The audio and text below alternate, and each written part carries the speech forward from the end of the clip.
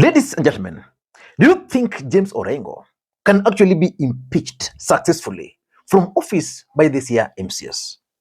I'm asking that question because clearly plot to impeach James Orengo has been hatched following the unfortunate exchange with Gladys Wanga yesterday. I think those comments should remain where they are, and you look back to what other people have said. The only thing that I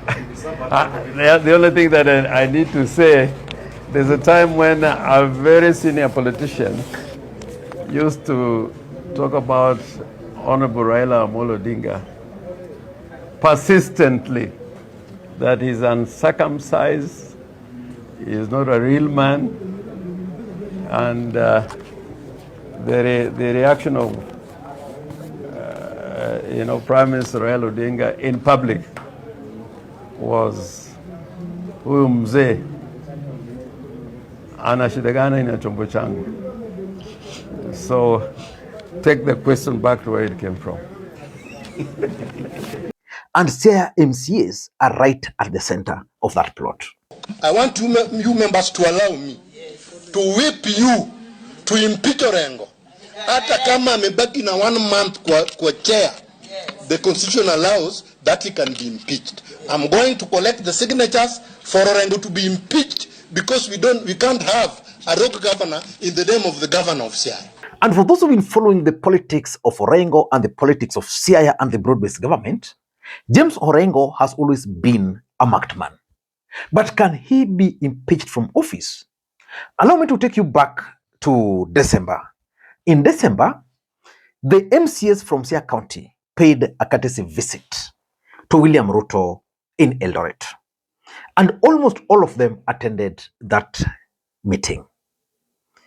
And most people expected that Orengo was going to be impeached because the fact that almost all MCAs went there and affirmed that they were 2-term. By that time, Orengo was 1 term. Most people had anticipated that the main reason why that meeting was convened was to impeach James Orengo. But that did not happen. 2 terms. Two terms. William. 2 terms. Rice. 2 terms. Do you think the current plot can succeed? Renga oye! Renga oye!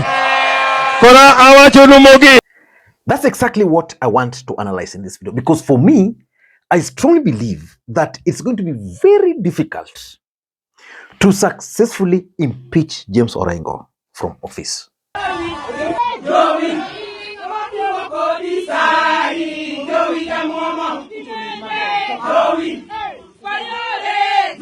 Unfortunate for our senior council, our whole senior council, moving all the way from Bondo, SIAYA to Homa Bay County to speak about. We are so much disappointed on Honorable Orengo. You don't deserve to be a leader. You don't deserve to be a mentor. Honorable Gladys Wanga is like your daughter. The CMCs, if they were called to impeach Orengo, they can even do it tomorrow. But remember, for Orengo to be impeached, it's a process. And at some point, he will even have to go to court. And of course, the Senate is the final. But I strongly believe that it's not going to be possible to remove Orengo from office, even if these guys wanted to do. And I want to explain to you guys. Before I do that, in case you're watching the channel for the first time, please take a second or two, click that subscribe button so that next time we produce a video like this, YouTube will automatically notify you. Ladies and gentlemen, why do I strongly believe that it's not going to be possible to remove Orengo from office? The SIAYA MCAs will easily do it. I can assure you, if an impeachment motion against Orengo is brought before the SIAYA MCAs, they will impeach him.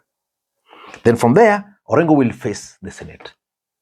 The truth is, at the Senate, I doubt if there's any senator who will vote to impeach James Orengo. Even the SIAYA senator, who is the ODM youth leader, Odinga, might not want to be seen to impeach Orengo. Orengo has been part of the struggle for so many years. You can disagree with him, but there's one thing you can't take away from him. The fact that he's been in politics all that through. There are senators in that Senate who joined politics because they wanted to become Orengo. You give those people ballot to impeach Orengo, they will not come from the toilet. They will hide in the toilet. So removing Orengo from office is not easy. Because for you to remove Orengo successfully, the MCAs must impeach him, then the Senate must also uphold that impeachment. I doubt if that can really happen.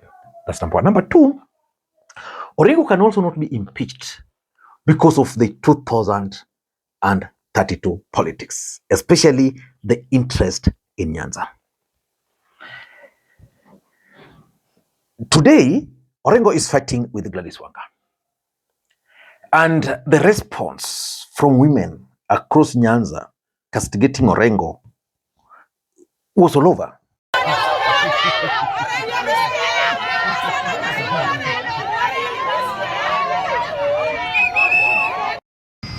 Good morning, members of the press and the public at large. Today, we the Kisumu young professionals na ODM strongly condemn the crude, sexist and demeaning remarks made by Honorable James Orengo against Homa Bay County Governor and Chairperson, Her Excellency Governor Gladys Wanga. ODM.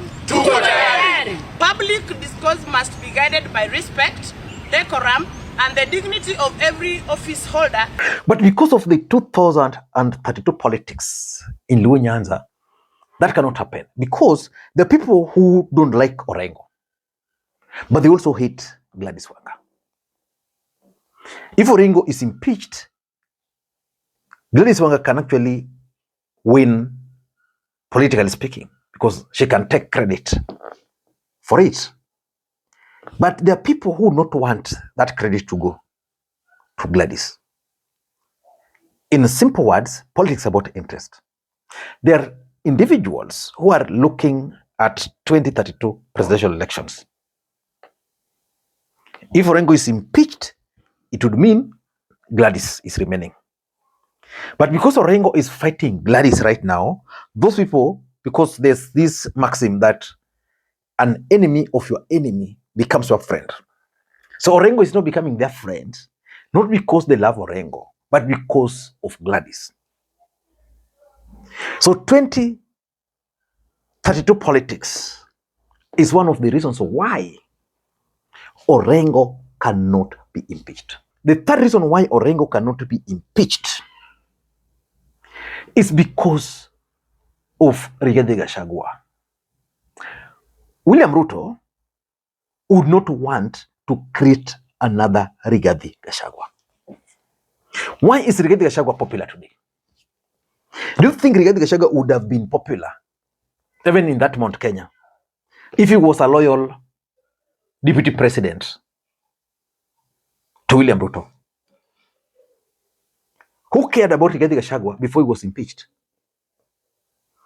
And in fact, the reason why Ruto impeached Rigathi was because he felt and believed very strongly that Rigathi was not very strong, that he was going to be impeached. The residents are going to be bitter, angry for a few weeks or months, and then they were going to go back to normal. Rigathi has sustained that. Today, Rigathi Gachagua is William Ruto's biggest threat as we head towards 2027. If you are to successfully impeach Orengo, what is going to happen is Orengo might resurrect and more stronger. He will win sympathy, just like Rigathi Gachagua. William Ruto will be seen as someone who is vengeful. And right now, it's easy to sustain the rage against William Ruto. So they know that as we speak today, Orengo is one of the people who are holding opposition. So you remove him, Ruto becomes the enemy. Orengo becomes a monster. So Ruto would not want a situation where Orengo is impeached. Because for Orengo to be impeached, the president will have to participate. He won't. I'm saying the president will have to participate because there's no way a divided ODM can impeach Orengo. William Ruto controls several senators at the Senate, so they'll have to talk. So he won't do that because he's not ready to create another Rigathi Gachagua. He's not ready to deal with Orengo, who is purely out for opposition politics. And lastly, there is this Linda ground, Linda Wananchi politics. Might not allow the impeachment to go through. I'm saying this because look at it from this perspective. And that's why I brought the idea of the MCAs who visited William Ruto in Eldoret. The politics of April or the politics of December is totally different from now. Because by December, Linda Ground and Linda Wananchi were not there. Today, Linda Ground is limping. Linda Wananchi is thriving. So which means some of the MCAs who went to Eldoret today, if you're to give them a chance to choose between Orengo, impeaching Orengo and not impeaching Orengo, most of them would sit on the fence. Because they're still monitoring which camp should they follow, which camp has more people. Remember, politics is local. There are MCAs who now believe that Linda Wananchi is the way to go. They're reading the ground. So they don't want to jeopardize their re-election. They'd rather just have that Orengo fighting, but not taking sides, because politics is about interests for their own sake. I don't know what you think, but I also believe that politically speaking, the timing is not right. If you are to impeach Orengo today, who becomes the governor? Oduol? Is that the right thing? Yeah. Again, when you talk of timing, how many months are remaining for Kenyans to go to the next election? Just a few months. So if you are to initiate the process of impeaching Orengo, then you have to deal with the aftermath. It's going to take a long time. So the thing is, timing is also not right. I don't know what you think. That's my take. Until next time, this is Lee Makwiny. Bye-bye.